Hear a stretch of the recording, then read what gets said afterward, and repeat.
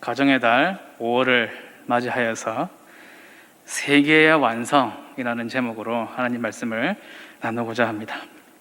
예수님께서 십자가에 달려 돌아가실 때에 하신 그 말씀 중에서 다 이루었다 하신 그 말씀이 있는데, 예수님의 구원 사역의 완성을 그 말씀에서 볼 수가 있습니다.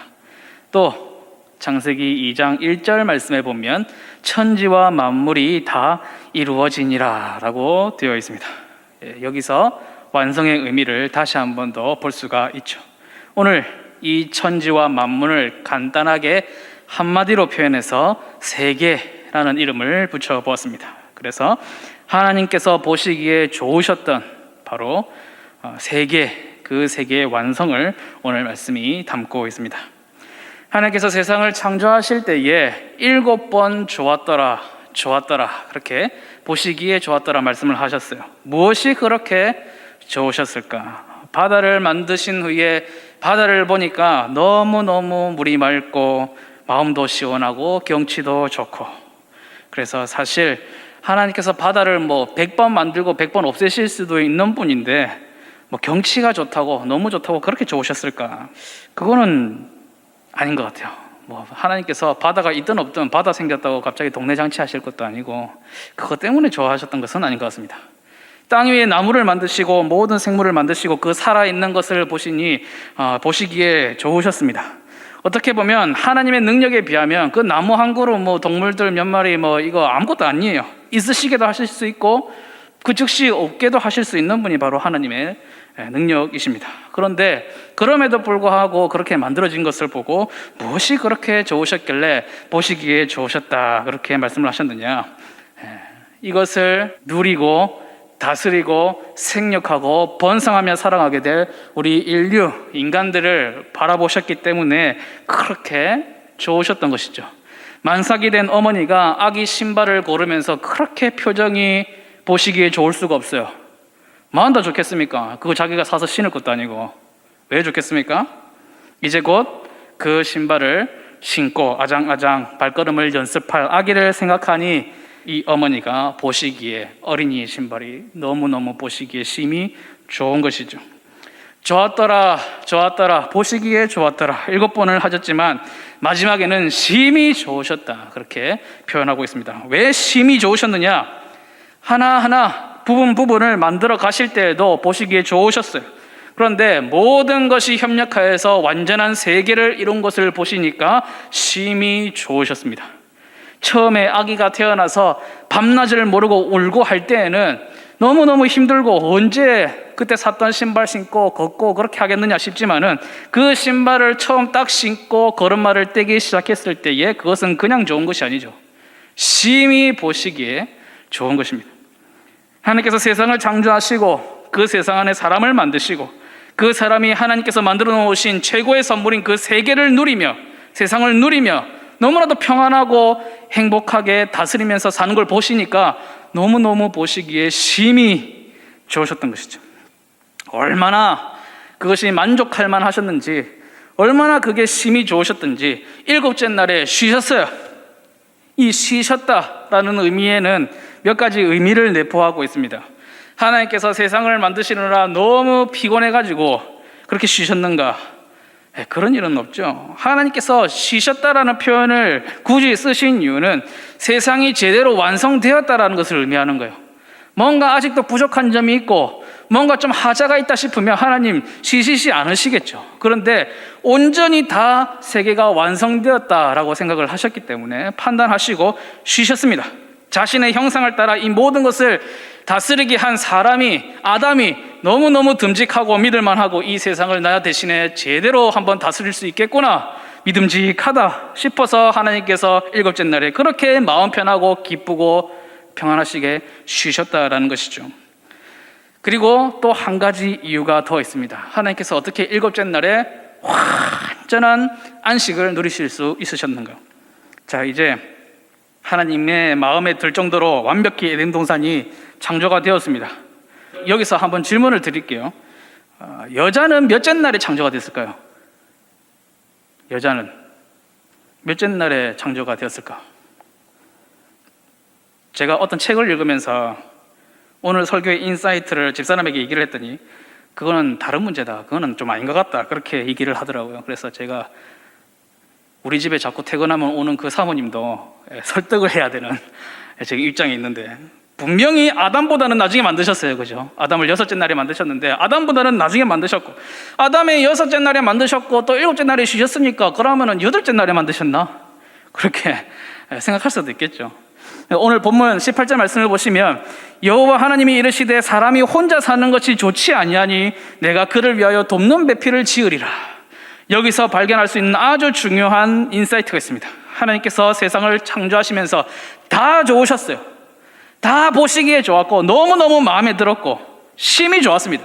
천지만물이 다 이루었습니다. 그런데 그 중에 딱 하나 그 중간에 마음에 걸리셨던 부분이 있는 거예요. 보시기에 좋지 않았던 게 있는 겁니다. 무엇입니까?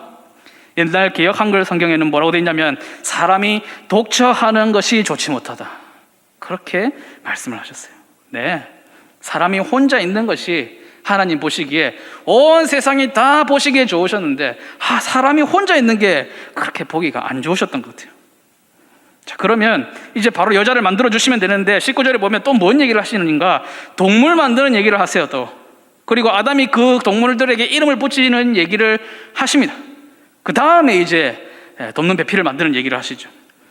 창세기 1장, 하나님께서 저기 위에서 보시는 관점으로 세상의 창조를 쭉 순서대로 기록을 했다면, 창세기 2장은 그 창조 이야기를 다시 한번 얘기하는데 어디의 입장에서 얘기하냐면 땅의 입장에서 얘기를 합니다. 땅에서 하나님께서 하시는 일을 바라다 보면서 그것을 느끼는 대로 기록하는 듯한 그런 느낌을 받습니다. 사람을 창조하시는 6째 날의 이야기를 창세기 1장에서 보면 뭐라고 되어 있느냐? 사람만 만든 날이 아닙니다. 6째 날에는 사람만 만든 것이 아니라 동물을 먼저 만드셨어요. 동물들을 만드시고 보시기에 좋으셨어요. 그리고 모든 준비를 마치고 6째 날을 그냥 마친 게 아니라 그 날에 바로 사람도 창조를 하셨습니다. 창세기 1장 27절의 말씀에 보면 하나님이 자기 형상 곧 하나님의 형상대로 사람을 창조하시되 남자와 여자를 창조하시고, 자, 여자를 몇째 날에 만들었다고요? 6째 날에 만들었다는 것입니다. 그날 바로 만드셨어요.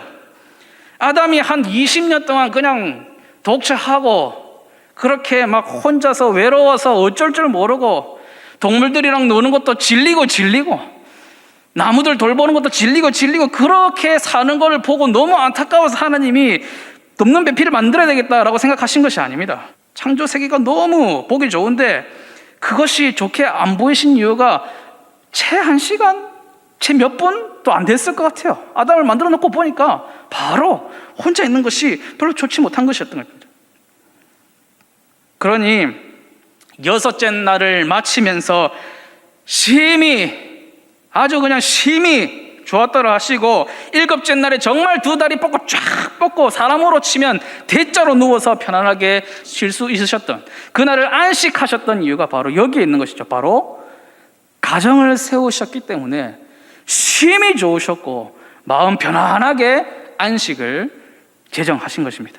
다시 말해서 사람을 만드셨기 때문에 세상의 완성이라고 마침표를 찍으신 것이 아니라 사람의 가정을 세우심으로써 창조의 마침표를 찍으셨어요. 그리고 천지와 만물이 다 이룬 이 완성을 무엇으로 마감을 하셨느냐? 온전한 안식으로 포장을 딱 해가지고 완벽한 상품을 만드셨다는 것입니다.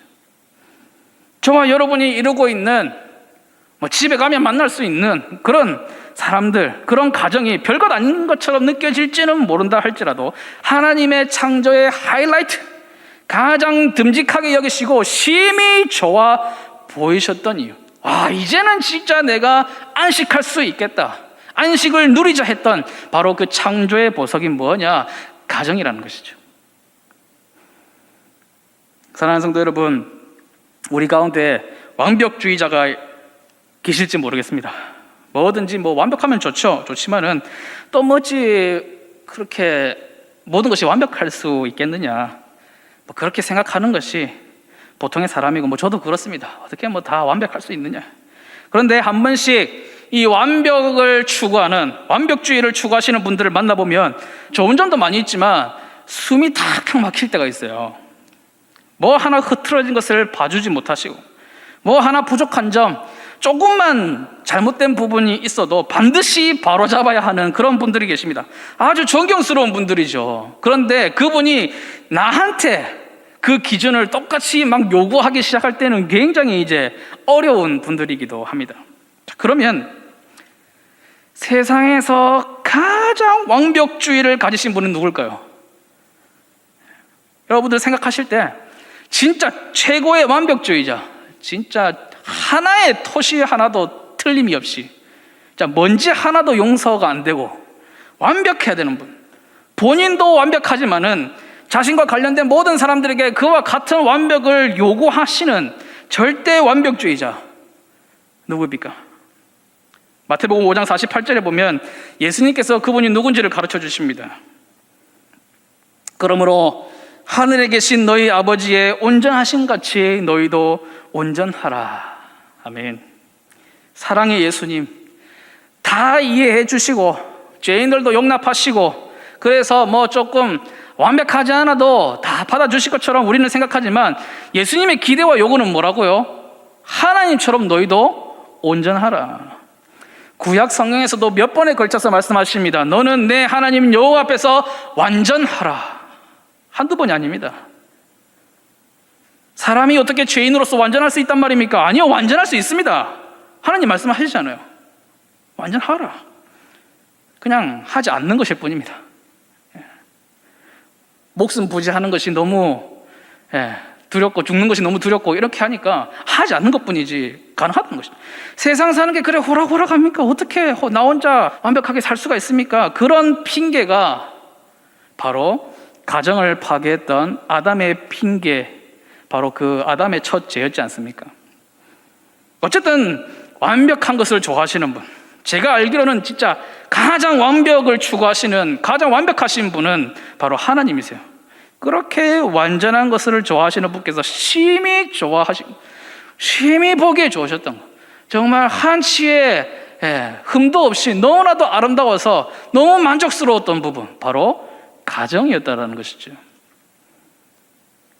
인간 생활에 3대 필요 요소가 있습니다. 의식주라고 하죠. 의식주. 예수님도 사람에게 이것이 굉장히 중요하다는 것을 아셨기 때문에 그런 거 염려하지 마라 라고 말씀을 하셨지만 이것을 중요한 문제로 생각을 하셨어요. 뭡니까?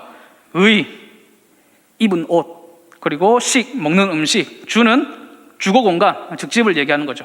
무엇을 먹을까, 무엇을 입을까, 무엇을 마실까, 뭐 이런 거 걱정하지 말라고 하셨지만, 걱정하지 말라고 하신 이유가 그것이 중요하다는 것을 예수님께서 아시겠다는 것이죠. 인간의 이런 기본적인 3대 요소를 누가 공동으로 누리게 하셨느냐? 가정이 함께 하도록 했습니다. 한 집에서, 한 식구라고 얘기하잖아요. 그죠? 식구. 하나님께서는 가정이라는 최초의 공동체이자 또 최고의 공동체를 만드시는 그 장면, 바로 오늘 말씀에 담겨 있는데 가정의 3대 요소를 한번 볼 수가 있을 것 같습니다. 첫째, 하나님께서 가정을 왜 그렇게 보기에 심히 좋게 여기셨는가? 돕는 배필을 세우셨다라는 것입니다.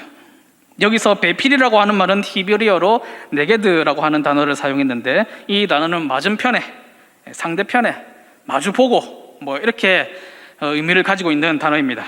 자신도 배필로서 곁에 있지만 내가 곁에 있기 때문에 그 사람도 내가 곁에 있는 사람이고 나도 그 사람의 곁에 있는 사람이고 상호간에 이제 배필이 되는 것이죠. 간혹 우리 여성들 가운데서 우리는 뭐 남편 하는 일 돕는 그런 거나 하라고 만들어진 사람이냐, 이렇게 언짢게 생각하시는 분들이 계실지도 모르겠습니다. 예전에는 몇 번 만나 뵀는데, 돕는다 할 때 사용한 이 단어는 히브리어로 에제르라고 하는 단어를 썼습니다. 돕는 자라는 의미를 가지고 사용되었습니다. 그러면 이 단어가 성경에서 여기다 사용됐는데, 성경에서 몇 번 사용됐어요? 여러 번 사용됐습니다. 그 중에 가장 많이 사용된 대상이 누굴까요? 돕는 자.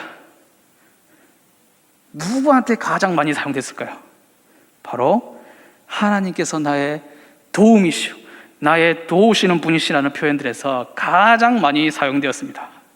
그러므로 남편에게 있어서 아내는 누구와 같은 존재라고요? 대답 안 하실 줄 알았습니다. 하나님과 같은 존재다. 그렇게 여기시면 되겠습니다. 이렇게만 말씀드리면 또 우리 어머니들 가정에 가셔서 내가 누군지 아느냐, 오늘 뭐 설교 들어오고 갔는데 이렇게 하실까봐 하나 더 말씀드리면, 가정의 머리로 누구를 세우셨습니까? 남편을 세우셨죠. 우리는 다 하나님의 형상으로서 가족 구성원 모두가 서로를 보면서 하나님을 발견할 수 있어야 된다라는 것입니다. 제가 신대원에서 공부하고 있을 때 실천신학 교수님이신 하재성 교수님의 수업을 들었던 적이 있습니다. 수업 제목이 뭐였는지는 기억이 안 나요. 근데 한 10명 조금 넘는 그런 사람들이 수업을 함께 들었기 때문에 책상을 동그랗게 만들어가지고 서로 다 마주 볼 수 있게 하고 그렇게 수업을 했던 기억이 납니다. 근데 첫 시간에 교수님께서 이런 질문을 하셨어요. 왜 하나님께서 하고 많은 뼈 중에 갈빗대를 떼셨을까? 아담의 갈빗대를 가져가셔서 왜 여자를 만드셨을까? 이런 질문을 하셨어요. 제가 누굽니까? 그 질문을 듣자마자 바로 정답이 떠올랐죠. 정답이라고 하기보다는 교수님이 뭐 때문에 저 질문을 하는 걸 알았어요. 그런데 다른 분들이 너무 엉뚱한 이야기들을 많이 하시더라고요. 갈빗대는 하나 없어도 안 죽지만 이거 두개골을 가져가시면 바로 죽으니까 그래서 그랬던, 손가락 뼈 가져가시면 손가락 하나 없이 살아야 되니까 그래서 그러셨던 거예요. 제가 속으로 답답해가지고 말을 끊고 제가 얘기했습니다. 교수님의 원하시는 대답은 머리 쪽에서 취하면 여자가 남자의 머리인 줄 생각할 것이고, 발가락 끝에서 구하면은 여자가 남자의 발끝에밖에 안 된다, 그렇게 여길 것이니까 딱 가운데 갈빗뼈를 취하여 가셨다라는 답을 원하시는 것 같습니다 했더니 교수님께서 참 똑똑한 친구일세, 똑똑한 친구가 아니고 눈치가 빠른 친구죠. 교수님이 어떤 성향인지 아니까 왜 그런 질문을 하시는지 아는 거죠. 아무튼 그게 의미가 있는 말씀이라고 생각을 합니다. 아내는 남편을 존경하고 순종하면서 돕는 배필의 역할을 함으로써 하나님께서 살아계시다는 것을 남편한테 보여줘야 돼요. 가정에게 보여줘야 됩니다. 남편은 그리스도께서 교회를 위하여 십자가에서 온 피를 흘리시는 그 희생의 사랑을, 아내를 사랑하는 모습으로서 하나님께서 살아계신다는 것을 아내에게 보여줘야 돼요. 오늘 부모들은 오늘 담임 목사님 말씀과 같이 헌신과 희생과 모범을 통하여서 하나님께서 살아계시다는 것을 자녀들에게 나타내야 됩니다. 자녀들은 무엇입니까? 부모님을 공경하면서 내가 하나님의 법 아래 있고 하나님께서 살아계신다는 것을 나타내는 것이죠.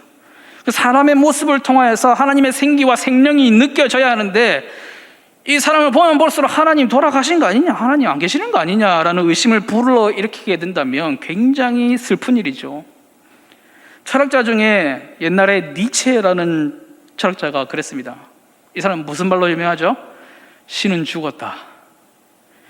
신성모독이라고도 생각할 수 있고, 뭐 그 사람이 어떤 사람인지는 잘 몰라도 굉장히 안 좋게 생각할 수 있죠. 그런데 저는 처음에 이 얘기를 들었을 때 니체 곁에는 도대체 어떤 사람들이 있었길래, 니체가 보는 곳마다 가정들이 있었을 텐데 어떤 가정들이 있었길래 하나님께서 살아계신다는 것을 니체에게 한 번도 보여줄 수가 없었는가?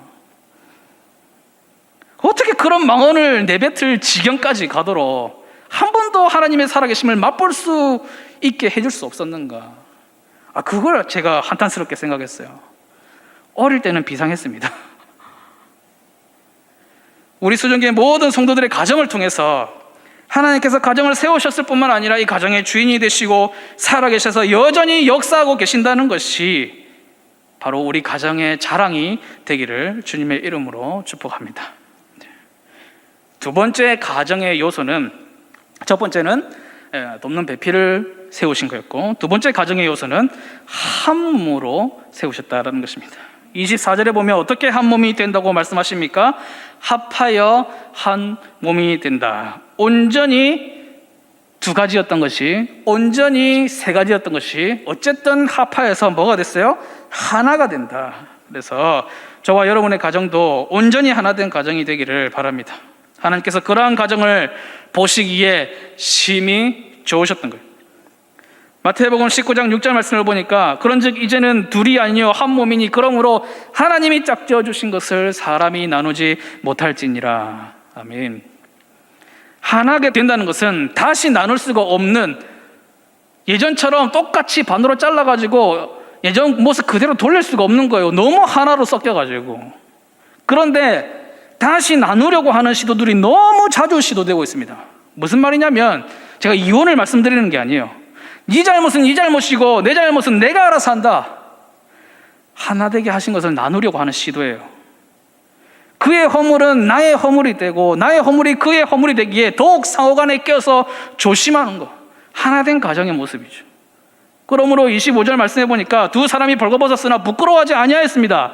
그것은 아직 죄가 들어오기 전에 온전한 모습이기도 하지만 또 그들이 온전히 하나였기 때문에 그들이 남자와 여자로서 서로 다른 신체의 부분을 보면서도 전혀 부끄러움이 되지 않았던 것이죠. 하나 된 것을 나누려고 하는 유혹, 죄가 들어올 때에 그런 시도가 시작이 됐습니다. 아담의 비참한 모습이었죠. 하나님이 주셔서 나와 함께 있게 하신 여자, 그가 그 나무 열매를 내게 줌으로 내가 먹었나이다. 여자가 먼저 잘못했고요, 나를 잘못하도록 만들었습니다. 고발하는 거죠. 철저하게 하나 된 아내와 자신을 분리하고 있습니다. 나는 아니라는 거죠. 결국 하나님의 창조에 실책이 있다고 지적을 하는 거죠. 하나님 뭔가 잘못 만들었다 지금. 창조주신 하나님 안에 자신이 온전히 들어가 있음에도 불구하고 자신을 억울하게 만든 하나님이라면서 철저히 하나님과 자신도 분리하고 있습니다. 제가 이렇게 무서운 거예요. 반드시 죽으리라고 하신 그 죄의 문제도 진짜 큰 문제지만, 그러나 모든 것으로부터의 분리, 심지어 하나님으로부터의 분리, 그것 진짜 죽음, 그것을 만들어내는 것이 죄이기 때문에 죄의 문제가 심각하다라는 것이죠. 그래서 합하여서 하나로 부르셨다라는 것은 죄로부터 보호받도록 하나로 부르셨다라는 것을 말합니다. 가정의 구성원 중에 하나가 잘못하였다고 해도 그의 벌거벗게 된 것으로 인하여서 부끄러워하지 않아도 되고, 전체의 아픔으로 여기고 회개하면서 다시 하나님 앞에 온전한 가정의 모습으로 노력해가고 기도하고 그렇게 하는 것이죠. 저와 여러분이 잘 알고 있다시피 그렇게 하나 되게 하는 것을 지켜간다는 게 쉬운 일은 아닙니다. 정말 어려운 일이죠. 그러나 그 힘든 것을 해내게 하도록 하기 위해서 하나로 만드셨어요. 아담은 내 뼈 중에 뼈요 살 중에 살이라고 하였고, 여자는 모든 산자의 어미라는 이름으로 하와라는 이름을 받았습니다. 그러므로 가정은 그냥 호적상 서류의 한 가정이 아니라 진짜 한 피와 살과 은혜로 그냥 완전히 붙어버린 하나의 가정이, 가정 안에는 네가 있지 않고 내가 있지 않고 우리가 있는 것입니다. 이 공동체가 하나님이 보시기에 심히 좋았던 거예요. 아담과 하와가 있는 게 아니라 그 가정이, 그들이 있었기 때문에 하나님이 보시기에 심히 좋았습니다. 세 번째 가정의 요소는 본문 전체를 감싸고 있습니다. 바로 하나님께서 주인이 되신다라는 것입니다. 하나님께서 만드셨고 하나님께서 세우셨고 하나님께서 하나가 되도록 하셨습니다. 그러므로 가정의 주인은 누구입니까? 바로 하나님이시죠. 서로 아무리 잘 돕는 배필이 되어주고 사랑하고 한 팀으로서 끈끈한 팀워크를 보여준다고 해도 하나님께서 주인 되심을 인정하지 않는 가정은 하나님 보시기에 좋은 가정이 될 수가 없죠. 하나님이 주인 되시는 그런 가정이라는 것은 하나님의 법이 곧 그 가정의 법이 되는 것을 말합니다. 정령 죽으리라고 하신 그 경고하신 말씀들은 두려움으로 받아서 죄를 피하고 은혜의 약속이 있는 말씀을 따라서 행하는 거죠. 바로 저와 여러분의 가정이 되기를 주님의 이름으로 축복합니다. 지금까지 가정의 요소들을 잠깐 생각해 봤는데요, 세상의 완성이라고 할 만합니까? 그런데 이런 가정의 이야기를 들으시면서 가정뿐만 아니라 자꾸만 딴 게 하나가 생각이 나셔야 돼요. 다른 얘기인 것 같은데, 가정 말고 딴 얘기도 되는 것 같은데, 이렇게 생각이 나셔야 정상입니다. 하나님께서 직접 제정하시고 세우신 공동체, 바로 가정과 또 하나가 있기 때문이죠. 무엇입니까? 교회입니다.